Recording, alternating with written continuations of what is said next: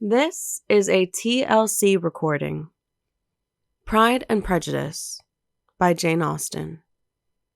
Chapter 51. Their sister's wedding day arrived, and Jane and Elizabeth felt for her probably more than she felt for herself.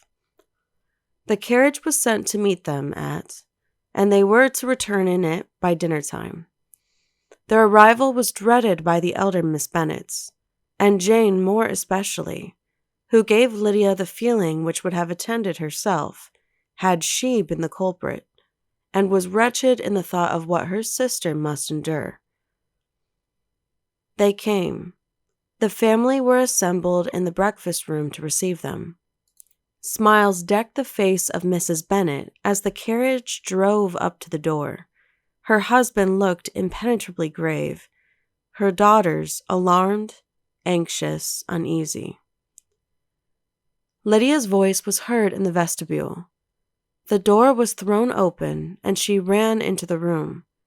Her mother stepped forwards, embraced her, and welcomed her with rapture, gave her hand with an affectionate smile to Wickham, who followed his lady, and wished them both joy with an alacrity which shrewd no doubt of their happiness. Their reception from Mr. Bennet, to whom they then turned, was not quite so cordial. His countenance rather gained in austerity, and he scarcely opened his lips. The easy assurance of the young couple, indeed, was enough to provoke him. Elizabeth was disgusted, and even Miss Bennet was shocked. Lydia was Lydia still, untamed, unabashed, wild, noisy, and fearless. She turned from sister to sister, demanding their congratulations, and when at length they all sat down, looked eagerly around the room, took notice of some little alteration in it, and observed, with a laugh, that it was a great while since she had been there. Wickham was not at all more distressed than herself, but his manners were always so pleasing that had his character and his marriage been exactly what they ought, his smiles and his easy address, while he claimed their relationship, would have delighted them all.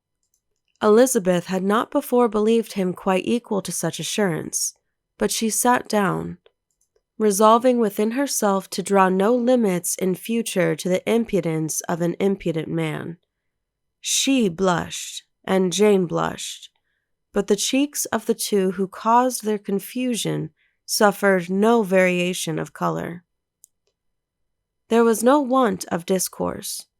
The bride and her mother could neither of them talk fast enough, and Wickham, who happened to sit near Elizabeth, began inquiring after his acquaintance in that neighborhood, with a good-humored ease which she felt very unable to equal in her replies. They seemed each of them to have the happiest memories in the world. Nothing of the past was recollected with pain, and Lydia led voluntarily to subjects which her sisters would not have alluded to for the world. "Only think of its being 3 months," she cried, "since I went away. It seems but a fortnight, I declare, and yet there have been things enough happened in the time. Good gracious, when I went away, I am sure I had no more idea of being married till I came back again, though I thought it would be very good fun if I was." Her father lifted up his eyes. Jane was distressed. Elizabeth looked expressively at Lydia, but she, who never heard nor saw anything of which she chose to be insensible, gaily continued, "Oh, mamma, do the people hereabouts know I am married today?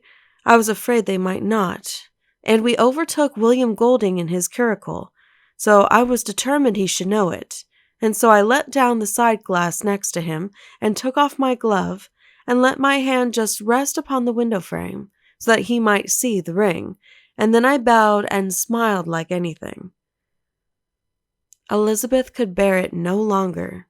She got up and ran out of the room, and returned no more, till she heard them passing through the hall to the dining parlor. She then joined them soon enough to see Lydia, with anxious parade, walk up to her mother's right hand and hear her say to her eldest daughter, "Ah, Jane, I take your place now, and you must go lower because I am a married woman." It was not to be supposed that time would give Lydia that embarrassment from which she had been so wholly free at first. Her ease and good spirits increased. She longed to see Mrs. Phillips, the Lucases, and all their other neighbors, and to hear herself called Mrs. Wickham by each of them. And in the meantime, she went after dinner to show her ring and boast of being married to Mrs. Hill and the 2 housemaids. "Well, Mamma," said she, when they were all returned to the breakfast room, "and what do you think of my husband? Is not he a charming man? I am sure my sisters must all envy me. I only hope they may have half my good luck. They must all go to Brighton. That is the place to get husbands. What a pity it is, Mamma, we did not all go." "Very true, and if I had my will, we should. But my dear Lydia, I don't at all like your going such a way off. Must it be so?" "Oh, Lord, yes. There is nothing in that. I shall like it of all things. You and Papa and my sisters must come down and see us. We shall be at Newcastle all the winter, and I dare say there will be some balls, and I will take care to get good partners for them all." "I should like it beyond anything," said her mother. "And then, when you go away, you may leave 1 or 2 of my sisters behind you, and I dare say I shall get husbands for them before the winter is over." "I thank you for my share of the favor," said Elizabeth, "but I do not particularly like your way of getting husbands." Their visitors were not to remain above 10 days with them.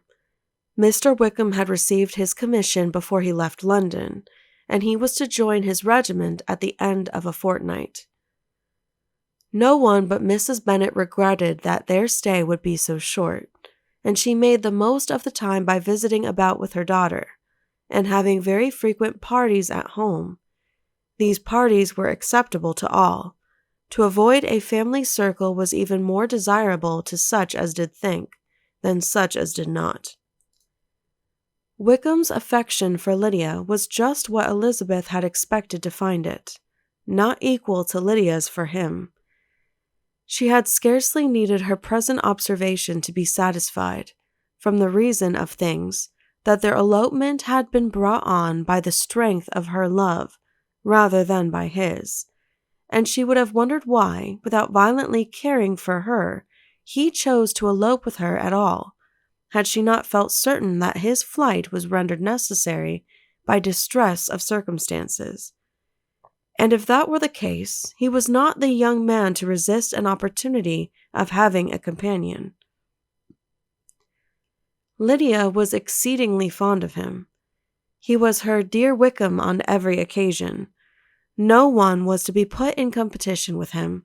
He did everything best in the world, and she was sure he would kill more birds on the 1st of September than anybody else in the country. One morning, soon after their arrival, as she was sitting with her 2 elder sisters, she said to Elizabeth, "Lizzie, I never gave you an account of my wedding, I believe. You were not by when I told Mamma and the others all about it. Are not you curious to hear how it was managed?" "No, really," replied Elizabeth. "I think there cannot be too little said on the subject." "La, you're so strange. But I must tell you how it went off. We were married, you know, at St. Clement's, because Wickham's lodgings were in that parish, and it was settled that we should all be there by 11 o'clock. My uncle and aunt and I were to go together, and the others were to meet us at the church. Well, Monday morning came, and I was in such a fuss. I was so afraid, you know, that something would happen to put it off, and then I should have gone quite distracted. And there was my aunt, all the time I was dressing, preaching and talking away just as if she was reading a sermon. However, I did not hear above 1 word in 10, for I was thinking, you may suppose, of my dear Wickham. I longed to know whether he would be married in his blue coat. Well, and so we breakfasted at 10 as usual. I thought it would never be over. For, by the by, you are to understand that my uncle and aunt were horrid unpleasant all the time I was with them. If you'll believe me, I did not once put my foot out of doors, though I was there a fortnight. Not one party or scheme or anything. To be sure, London was rather thin, but, however, the little theatre was open. Well, and so just as the carriage came to the door, my uncle was called away upon business to that horrid man Mr. Stone. And then, you know, when once they get together, there is no end of it. Well, I was so frightened I did not know what to do, for my uncle was to give me away, and if we were beyond the hour, we could not be married all day. But luckily he came back again in 10 minutes' time, and then we all set out. However, I recollected afterwards that if he had been prevented going, the wedding need not be put off, for Mr. Darcy might have done as well. Mr. Darcy? Repeated Elizabeth in utter amazement. Oh, yes. He was to come there with Wickham, you know. But gracious me, I quite forgot. I ought not to have said a word about it. I promised them so faithfully. What will Wickham say? It was to be such a secret. If it was to be secret, said Jane, say not another word on the subject. You may depend upon my seeking no further. Oh, certainly, said Elizabeth, though burning with curiosity. We will ask you no questions. Thank you, said Elizabeth, for if you did, I should certainly tell you all, and then Wickham would be angry. On such encouragement to ask, Elizabeth was forced to put it out of her power by running away. But to live in ignorance on such a point was impossible, or at least it was impossible not to try for information. Mr. Darcy had been at her sister's wedding. It was exactly a scene, and exactly among people, where he had apparently least to do, and least temptation to go. Conjectures as to the meaning of it, rapid and wild, hurried into her brain, but she was satisfied with none. Those that best pleased her, as placing his conduct in the noblest light, seemed most improbable.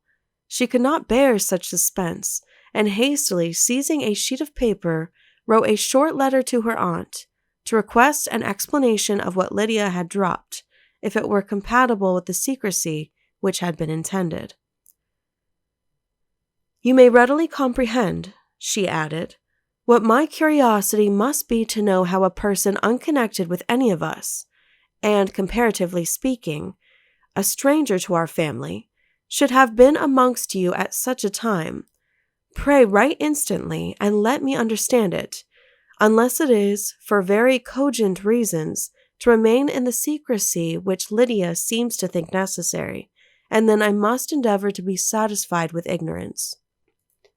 Not that I shall, though, she added to herself as she finished the letter. And my dear aunt, if you do not tell me in an honorable manner, I shall certainly be reduced to tricks and stratagems to find it out. Jane's delicate sense of honor would not allow her to speak to Elizabeth privately of what Lydia had let fall. Elizabeth was glad of it, till it appeared whether her inquiries would receive any satisfaction. She had rather be without a confidant. End of chapter 51. Please click the link below to continue on to chapter 52. This has been a TLC recording. Thank you for listening, and please be sure to subscribe.